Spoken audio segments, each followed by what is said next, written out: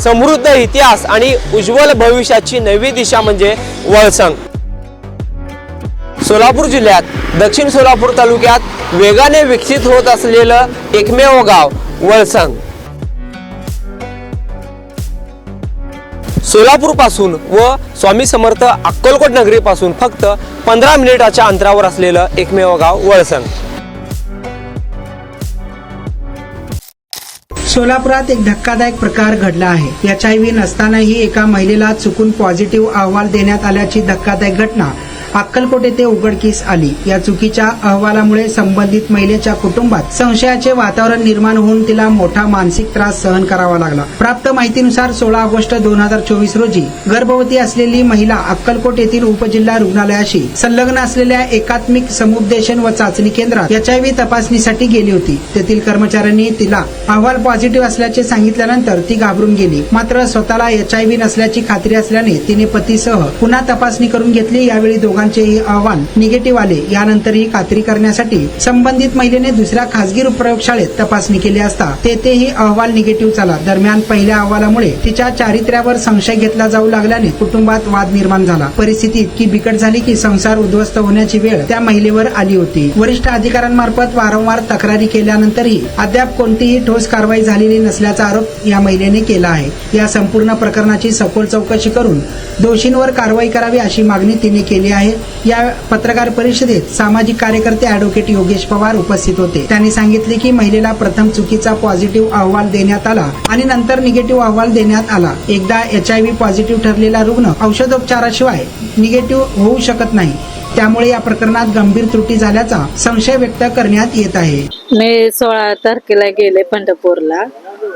तिथं मला गोळ्या चालू केल्या आणि शारीरिक मानसिक वगैरे मला केस गळणे आणि सूज येणे आणि तोंडाला फुटकळे येणे एवढं मला हे त्रास झालं, मानसिक त्रास झालं मला।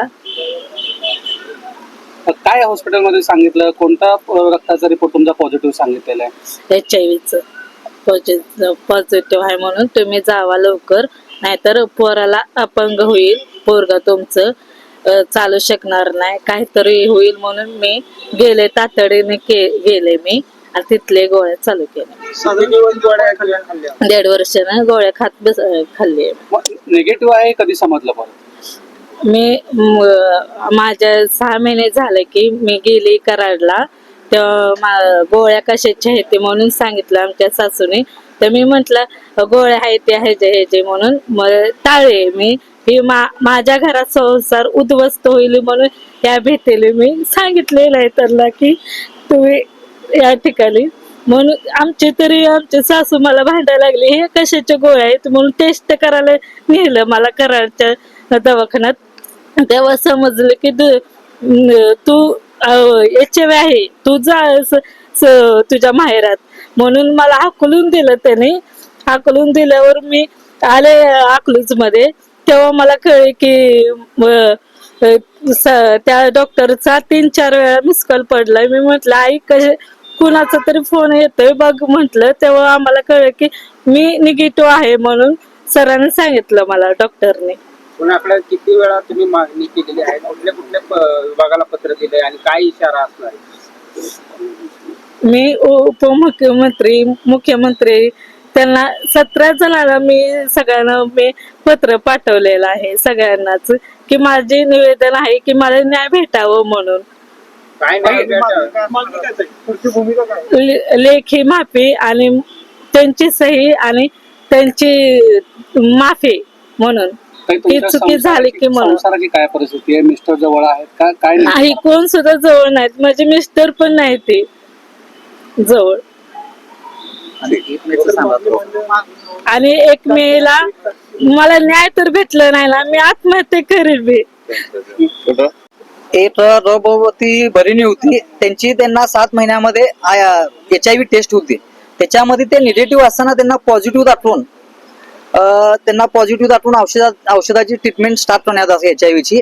त्याच्यानंतर हे पॉझिटिव्ह आहेत म्हणून त्यांच्या पतीने त्यांना सोडून नसं नांदवण्यासाठी नटाजून त्यांना सोडून नसं।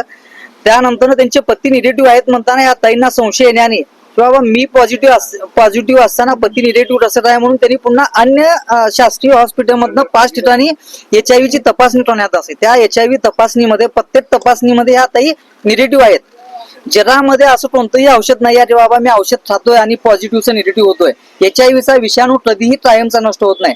असं असताना त्या ताई आधीपासूनच निगेटिव्ह असताना त्यांना पॉझिटिव्ह दाखवून फक्त शासकीय अनुदान आणि जागतिक अनुदानच्या कोट्यावधीचं भेटतं ICTC सेंटरसाठी ते हडपण्यासाठी पेशंट महत्वाचे असतात. पेशंट दाखवणं महत्वाचं असतंय म्हणून बोरस पेशंट दाखवणे आणि ते अनुदान हडपण्यासाठी एखाद्या बाईचा संसार उद्ध्वस्त करण्याचं काम हे ICTC सेंटरने कसं आहे.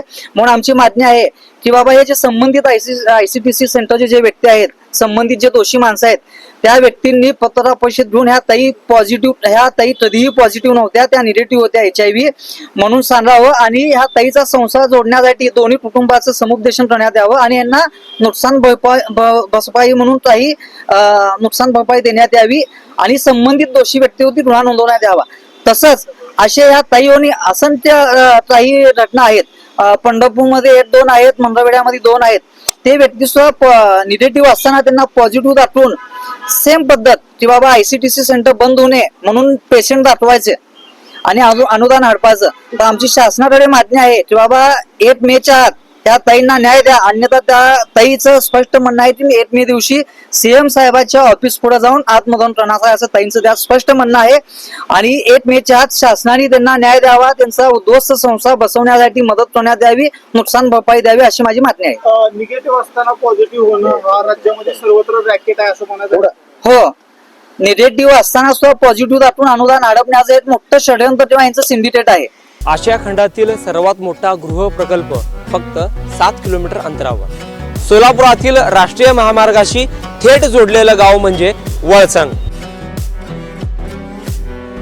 वळसंग शांत, स्वच्छ आणि प्रदूषणमुक्त वातावरण.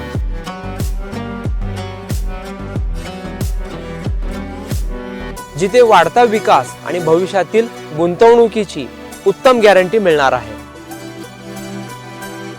योग्य भौगोलिक रचना, ऐतिहासिक वारसा जपणारा आणि अनेक धार्मिक स्थळांशी कनेक्ट असलेला गाव म्हणजे वळसंग. गुंतवणुकीसाठी सुरक्षित आणि भविष्य घडविण्यासाठी परफेक्ट लोकेशन फक्त वळसंग मध्येच.